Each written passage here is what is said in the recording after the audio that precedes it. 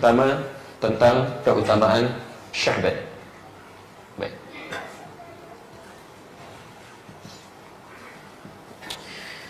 Hadis riwayat An-Nasai yang ini juz yang ke-6 halaman pertama nomor hadis 2357.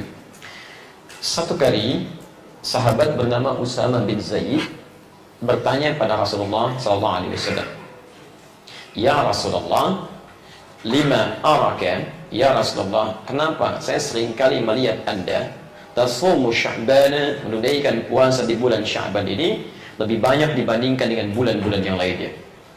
Baik, sekarang perhatikan jawabannya. Beliau bertanya tentang puasa di bulan Sya'ban, tapi jawabannya menerangkan tentang kekhususan bulan ini dibandingkan dengan bulan lainnya. Saya hapus yang ini, sudah saya jelaskan. Perhatikan.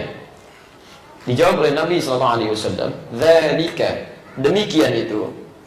Maksudnya, kenapa saya banyak puasa di bulan Sya'ban ini? Satu, kata Nabi, "Dzalika syahrun yaghfulun nasu anhu." Karena Sya'ban itu, satu, adalah bulan yang amal soleh di dalamnya seringkali mulai dilupakan oleh kebanyakan orang. Saya ulang, Nabi menyampaikan, itu bulan yang saat amal soleh di dalamnya mulai dilupakan oleh kebanyakan orang. Pelan-pelan ya, nanti saya terangkan dengan lebih jauh. Kedua, syahrun turfa'u fihi al-a'mal ila rabbil alamin. Bulan saat setiap amal yang dikerjakan itu akan diangkat, disebutkan di hadapan Allah Subhanahu wa ta'ala. Bulan saat setiap amal yang dikerjakan akan diangkat, langsung disebutkan seketika di hadapan Allah Subhanahu wa ta'ala. Dan ketiga, fa uhibbu an yurfa'a amali wa ana shaim. Maka saya akan sangat bahagia sekiranya ketika amal saya diangkat, disebutkan di hadapan Allah, saya sedang puasa. Tiga, saya berpuasa. Baik, kita mulai penjelasannya dengan lebih detail lagi. Pertama, Nabi sampaikan, Sya'ban ini adalah bulan saat umumnya kebanyakan orang mulai berkurang dalam menunaikan ibadahnya. Mulai lalai, kata Nabi, lupa dengan meningkatkan amal saleh. Kenapa terjadi demikian? Mari kita lihat pelan-pelan. Sya'ban itu bulan keberapa? Sudah, jangan terlampau lama. Kalau tidak tahu katakan Allahu a'lam. Antum banyak berpikir ya. Keluar lihat mobil mikir, lihat ke langit mikir, Masya Allah. Lihat kamera mikir nih. Baik, Sya'ban bulan keberapa? Keterlaluan kalau Allahu a'lam. Ayo, 8. Bulan ke-8. Ya. Mei bulan keberapa? Antum lebih cepat menjawab dibandingkan bulan ini saja. Masya Allah. Ya, bulan yang berisi ibadah, ya kenapa banyak kemudian antum memikirkannya? Bulan yang berisi dunia, cepat antum meresponnya. Sedangkan antum ahli akhirat, bukan ahli dunia. Ini cepat sebentar, kita nanti akan pulang, gitu kan? Kalau kita tidak paham waktu ibadah, bagaimana memaksimalkannya? Ya, teruskan pelan-pelan supaya tidak terlampau luas. Bulan ke-8, bulan ke-7-nya apa? Rajab. Baik, 7 di sini ada Rajab. Saya tulis dulu ya. Bulan ke-9, Ramadan. Baik, bulan ke-9 Ramadan. Perhatikan, fokus. Baik, di Sya'ban itu terletak di antara bulan Rajab dan bulan Ramadan. Nah, sekarang perhatikan baik-baik. Bulan Rajab termasuk bulan yang diistimewakan baik oleh Al-Quran, termasuk dalam hadis-hadis Nabi SAW. Quran surah ke-9 ayat 36. Inna iddatash syuhuri 'inda Allahi 12 syahran fi kitabillah. Sungguh jumlah bilangan bulan dalam setahun itu ada 12. Yauma khalaqas samawati wal ard, ditetapkan di kitab Allah sejak mulai diciptakan langit dan bumi. Minha, dari 12 bulan ini, arba'atun hurum, ada 4 bulan yang istimewa disebut bulan hurum. Dulu pernah saya terangkan, jamak dari kata haram, yang dilarang kita berbuat maksiat di bulan-bulan ini, yang kalau beramal saleh pahala kita dilipat gandakan. Langsung diterangkan juga di hadis Nabi. Jadi ini sifatnya mulia. Ada 3 berurutan. Dzulqa'dah bulan 11, Dzulhijjah bulan 12, Al-Muharram bulan pertama. Thalatha mutawaliyah, kata Nabi. Kemudian Rajab, Mudhar, bulan Rajab yang keempatnya, ma baina Jumada wa Sya'ban, yang terletak di antara bulan Jumada yang ke-6 dan Sya'ban. Jadi begitu sampai ke bulan Rajab, termasuk bulan istimewa ini, orang banyak menghidupkan bulan ini dengan ibadah. Dari yang puasa, dari yang qiyamul lail, tahajud, tilawah Quran, dan sebagainya. Di sini mereka semangat. Nah, bulan Ramadan itu lebih lagi keutamaannya. Ya, bahkan banyak, lebih berlipat. Ada Lailatul Qadar, ada peluang i'tikaf, ada diampuni dosa, macam-macam. Dia lebih semangat lagi. Karena tingkatannya lebih tinggi daripada yang ini. Karena ini diapit oleh 2 bulan yang umumnya meningkat ibadah di antara 2 rentang ini. Akhirnya apa yang terjadi? Umumnya kebanyakan orang mulai beristirahat di bulan yang ini. Supaya punya persiapan ke sini. Nah, jadi setelah berikhtiar di sini meningkatkan amal saleh, di bulan ke-8 agak santai. Puasa jadi berkurang lagi, sholat malamnya jadi berkurang lagi, supaya merasa untuk punya energi sampai ke Ramadan di sini. Paham ini? Akhirnya disebutkan oleh Nabi bahwa bulan ini yang diapit oleh Rajab dan Ramadan ini sebagai bulan yang umumnya orang-orang mulai turun kuantitas dan kualitas ibadahnya. Sekarang perhatikan, saya berikan rumus dari kalimat Nabi ini yang nanti jadi kaidah dalam fikih. Jika Anda menemukan dalam satu momentum orang-orang sudah turun dalam menunaikan amal saleh, nah maka kemudian Anda berinisiatif mengerjakannya, maka disinilah terletak pahala yang melimpah. Di antara banyak itu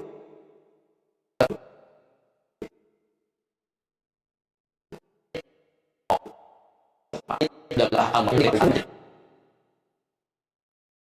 yang fulun nasu anhu. Ini mulai dilalaikan banyak orang. Kalau dibaca dengan bahasa fikihnya, maksudnya motivasi kepada kita. Ini ada pahala berlipat di sini nih. Saat orang lain tinggalkan, Anda kerjakan. Paham ya? Saya beri contoh sederhana begini. Orang sudah mulai lupa dengan tahajud. Ya, Masya Allah.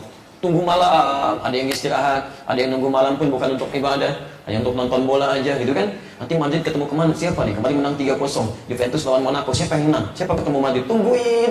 Sampai bangun, sampai cuma nonton, kesiangan sholat subuh dan sebagainya. Saat orang mulai meninggalkan ibadah itu, ya tahajud dia tidak bangun, Anda kemudian tahajud, itu pahalanya lebih dibandingkan dengan orang biasa.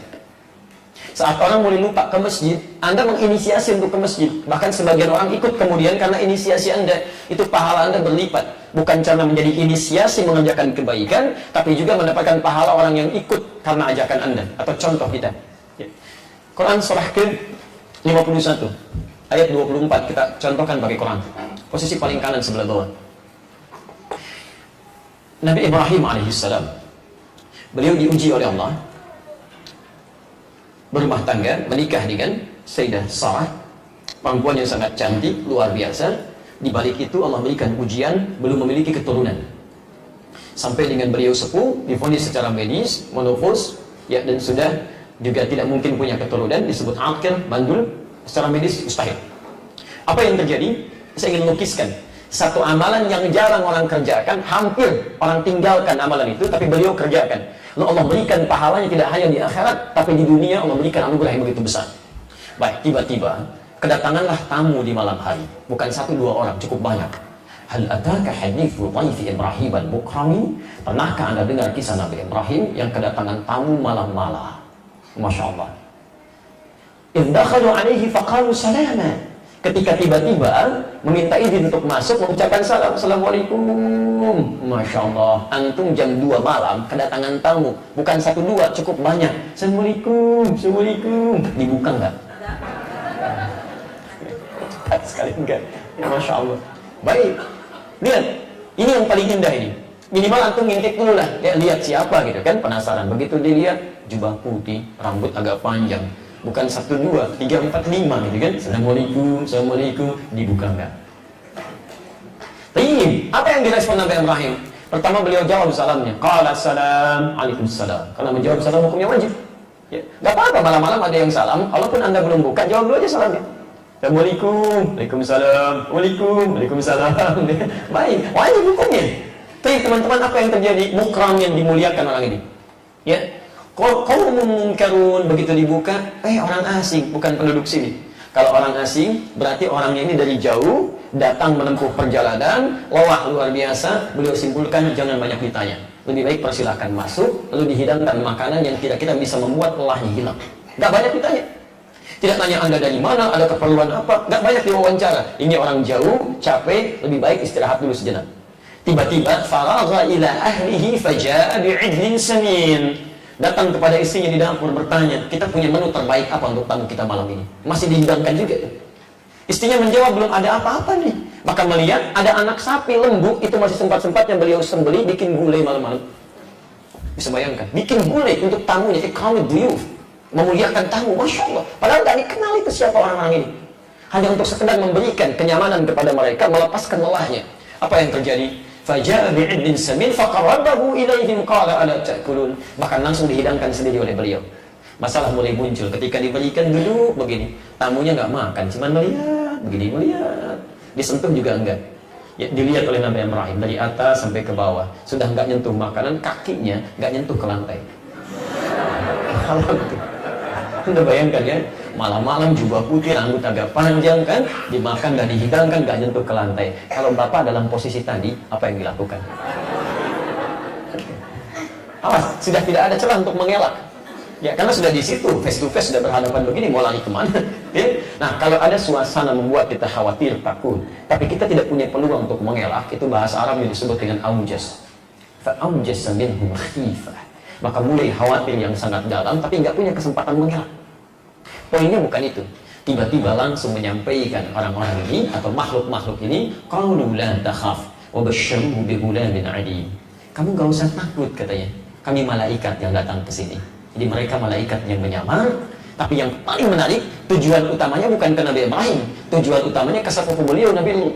Cuman mampir ke rumah Nabi Ibrahim, datang ke situ, dimuliakan Nabi Ibrahim. Apa yang terjadi? Wa basyyaruhu bi ghulamin 'alim. Maka seketika Allah berikan kabar gembira lewat malaikat ini, karena Nabi Ibrahim punya perilaku yang sangat mulia, melakukan amalan lebih daripada orang biasanya yang mustahil bahkan dikerjakan banyak orang saat itu ditinggalkan. Kata Allah, sampaikan padanya, istrinya Sarah akan mengandung. Berikan kabar bahwa kamu akan punya anak yang sangat cerdas, budamun alim, cerdas, genius. Nabi Ishak itu cerdas karena akan berhadapan dengan umat-umat yang pintar tapi kebelingan. Ya, kalangan Yahudi nanti separahnya. Ya. Maka sampai kaget istrinya. Di ayat selanjutnya, fa'aqbalat imra'atuhu fi sarratin fasakkat wajhaha wa qalat a'juzun aqim. Dia datang mengatakan, ya, jadi mendengar berita itu langsung keluar dari dapur. Apakah perempuan yang masih begini? Ya, sudah keriput, sudah monopos, sudah divonis, tidak mungkin punya keturunan, masih mungkin punya anak, katanya. Apa jawaban malaikat? Masya Allah. Kadzalika qala rabbuk innahu wal hakimul alim. Demikian ketetapan Allah. Kalau Allah sudah tetapkan, sudah. Allah yang maha tahu, Allah yang maha bijak dengan segala keputusannya. Perhatikan Bapak dan Ibu sekalian, ketika mengerjakan amalan yang umumnya orang tidak bisa lakukan, atau orang mulai turunkan itu, maka ada kebaikan yang besar di situ yang sudah kita bisa dapatkan. Jelas di sini? Sya'ban, umumnya orang mulai menurun karena sudah terbiasa dengan Rajab menjelang Ramadan. Saat orang mulai menurun, Anda kerjakan, ada kebaikan besar di situ. Barangkali doa Anda memang ditunggu untuk itu bisa dikabulkan. Paham ya? Jadi kalau malam-malam jam 2 ada tamu, Assalamualaikum, dibuka nggak? Baik ya? Baik, satu, Sya'ban punya keistimewaan dengan anugerah yang berlipat. Bisa berarti pahala, bisa berarti pengabulan doa, dan sebagainya. Berlipat. Allahumma shalli ala Muhammad. Dua, syahrun turfa'u fihi al-a'mal ila rabbil alamin. Bulan saat setiap amal itu, setiap amal diangkat, disebutkan di hadapan Allah Subhanahu wa taala. Masya Allah. Disampaikan. Tolong catat kalimat ini ya. Saya harus berikan penjelasan supaya nanti tidak dipotong potongan dari penjelasan ini dan jadi pernyataan yang tidak tepat nantinya. Allah sangat mengetahui mau amalan itu dilaporkan oleh malaikat, diangkat, disampaikan atau tidak. Sebelum itu dilakukan, Allah sudah mengetahui. Saat dilakukan, Allah maha mengetahui. Akan dilakukan, Allah maha mengetahui. Hanya yang penting Anda garis bawahi keterangan di lafaz ini. Kemudian Sya'ban beda dengan yang lainnya. Kalau di bulan-bulan lain Anda beramal, mengerjakan amal saleh, maka amalan kita itu sekedar dicatatkan, tuliskan. Sebagai contoh, Anda membaca Al-Quran, satu hurufnya berapa? Tahu dari mana? At-Tirmidzi nomor hadis 2910 kan? Man qara'a harfan min kitabillah falahu asyru hasanat. Siapa yang membaca satu huruf dari kitab Allah, dia dapat setiap hurufnya 10 kebaikan. Walam aqul alif lam mim harfun. Saya tidak katakan alif lam mim satu huruf. Walaupun alifun harfun, lamun harfun, mimun harfun. Tapi alifnya satu huruf, lam satu huruf, mim satu huruf. Wa likulli harfin asyru hasanat. Setiap hurufnya 10 kebaikan. Jadi kalau kita baca alif lam mim, dapat berapa? Itu dituliskan oleh malaikat. Di akhirat dibuka, disampaikan kepada kita. Ada catatannya. Bahkan disuruh baca kita. Quran surah ke-17 itu. Ya, dari ayat 13 sampai ayat 15-nya. Iqra kitabak kafa bi nafsika al-yawma 'alaika hasiba. Posisi paling kanan di pertengahan enggak sedikit ke bawah. Ini kitab kamu nih, silakan baca, lihat. Ini amalan-amalannya ditempatkan itu. Ya, bahkan ayat lainnya kita hafal, faman ya'mal mithqala dzarratin khairan yarah wa man ya'mal mithqala dzarratin syarran yarah. Nanti akan dibuka, akan nampak sekecil apapun ada tertuliskan itu. Ada, tapi ditulis. Tapi saat Anda mengerjakan di bulan Sya'ban, tidak hanya dituliskan. Begitu Anda baca Alif Lam Mim, seketika diangkat sampaikan kepada Allah. Ya Allah, si fulan sedang baca ini. Ya Allah, si fulan kerjakan ini. Ya Allah, si fulan tahajud. Ya Allah, si fulan qiyamul lail. Ya Allah, si fulan tilawah Quran. Ya Allah, si fulan sedekah bulan Sya'ban. Tidak pada bulan yang lain. Karena itulah orang banyak menghidupkan bulan ini. Lomba-lomba meningkatkan ibadah siang malamnya. Karena mereka menginginkan nama mereka disebut di hadapan Allah Subhanahu wa Ta'ala. Jadi kita disebut di hadapan manusia saja bangganya luar biasa. Ada wisuda anak-anak disebut, Masya Allah fulan bin fulan juara pertama penghafal Quran, putra yang sangat rajin. Orang mulai melihat, orang tuanya bangga, anaknya senang. Nama bapak dituliskan di buletin, Masya Allah, disebutkan orang paling rajin, ya sukses begini, bangganya luar biasa. Padahal buletin tingkat RT yang bikin Anda juga, yang lihat Anda dan warga gitu kan. Tapi terasa senang, bahagia. Jadi kalau dalam konteks kemanusiaan saja kita bahagia, siapa yang tidak bahagia namanya disebut di hadapan Allah Subhanahu wa Ta'ala? Ayo coba lihat. Makanya Nabi menginginkan termasuk bagian dari bagian ketiganya. Wa uhibbu an yurfa'a 'amali wa ana sha'im. Maka saya sangat bahagia kalau amal saya diangkat itu, kalau amal saya diangkat disebutkan. Nabi itu maghmunun bil jannah, dijamin masuk surga. Ma'sumun minal ma'siyah, dijaga dari berbuat dosa. Ini ahli surga, dijaga dari perbuatan dosa, masih menginginkan namanya disebut di hadapan Allah Subhanahu wa Ta'ala. Anda Nabi bukan, Rasul bukan, belum ada jaminan surga, maksiat belum tentu terjaga, nggak mau disebut. Sehat, kan? Ini menarik kan? Wa ana shaim, kata Nabi sedang puasa. Jadi seharusnya kita berlomba ini. Kita sudah tanggal 9 sekarang. Masih ada tersisa. Apa nggak mau Anda disebutkan? Si fulan begini, si fulan begini, dan berbahagialah kita. Hadis tentang ta'lim dan ta'allum sekarang yang kita kerjakan itu punya hadis khusus di hadis Muslim nomor hadis 2010. Itu bukan malaikat lagi yang sebutkan, Allah yang sebutkan di hadapan makhluk yang ada di sekitarnya. Majtama qaumun fi baitin min buyutillahi, tidak pernah orang berkumpul di satu rumah di antara rumah-rumah Allah, di masjid, yatluna kitab Allah, mereka belajar tentang kandungan kitab Allah, wa yatadarasunahu fima bainahum, kemudian mengkajinya, mempelajari di antara mereka, illa, kecuali akan diberikan 4 hal utama yang tidak akan diberikan pada orang-orang selainnya. Ghasyiyatuhumur rahmah, mereka akan dinaungi rahmat Allah Subhanahu wa Ta'ala. Nazalat alaihimus sakinah, diberikan ketentraman dalam jiwanya. Makanya taklim yang baik itu taklim yang menenangkan jiwa kita, menghadirkan rahmat, kasih sayang dengan sesama. Jadi kalau Anda ikut taklim tidak membuat diri Anda tenang, ada yang salah dalam taklimnya. Kalau Anda ikut belajar tidak menjadikan Anda berkasih sayang dengan sesama, ada yang keliru juga dalam prosesnya. Yang paling menarik, wahafathumul malaikah, malaikat ikut bergabung di situ. Mungkin ini yang kelihatan sedemikian jumlahnya. Anda mungkin tidak mengerti, termasuk saya mungkin tidak tahu berapa malaikat yang berkumpul saat ini. Yang paling menarik yang keempat, wa dzakarahumullahu fi man 'indah. Mereka disebut-sebut oleh Allah di sekitar makhluk yang di sekitarnya, di sisi Allah Subhanahu wa Ta'ala, sampai selesai mengerjakan ta'lim dan ta'alumnya. Begitu Anda pulang, selesai. Disebut-sebut terus tuh. Apalagi Sya'ban. Ketika Allah menyebutkan, malaikat menyampaikan, si fulan ya Allah, si fulan ya Allah, si fulan ya Allah, si fulan ya Allah. Masya Allah. Jadi kenapa kita tidak berlomba di hari ini? Paham sih? Baik, dan contoh Nabi yang terbaik, kalau kita bertanya, ya Rasulullah, kami lakukan apa ya? Apakah salat, atau puasa, atau sedekah dan sebagainya? Kata Nabi, kalau kita berat untuk mengerjakan banyak hal, coba kerjakan satu amalan yang dengan amal itu umumnya amal yang lain akan mengikuti. Ya, sekali mendayung, 2, 3, jangan ke pulau dulu, 2, 3 amal kita dapati, gitu kan? Pulau banyak itu ya, ada 13.677 pulau di Indonesia. Itu belum termasuk Pulau Gebang dan Pulau Gadung. Ya. Ya. Baik. Pelan-pelan, lihat sini. Nabi mengajarkan kepada kita, baik. Baik ya. Nabi mengajarkan kepada kita untuk menunaikan puasa. Ini poinnya. Jadi kalau sudah masuk Sya'ban, Nabi berpuasa. Ini satu amalan yang bila dikerjakan rumus dari Nabi-nya bisa mengundang amalan lain untuk dikerjakan, dilakukan. Ya.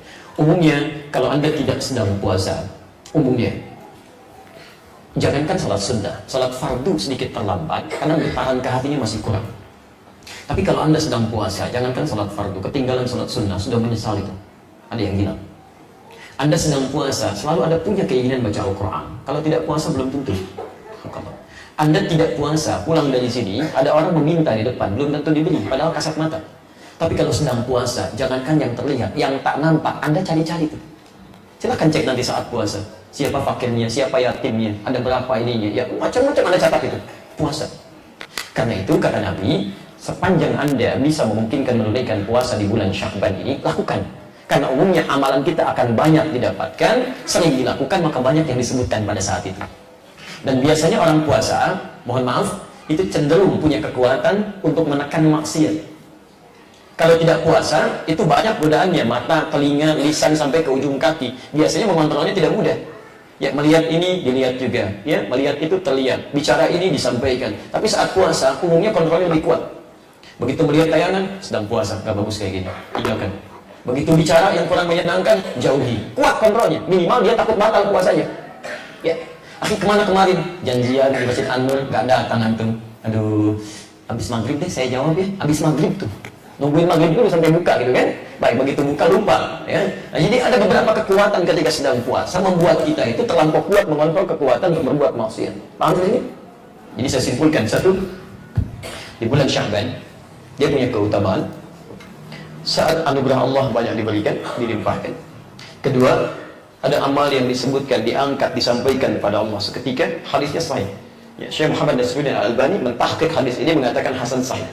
Ya, masuk pada bagian hadis yang penting untuk diamalkan. Dan yang ketiga, Nabi mencontohkan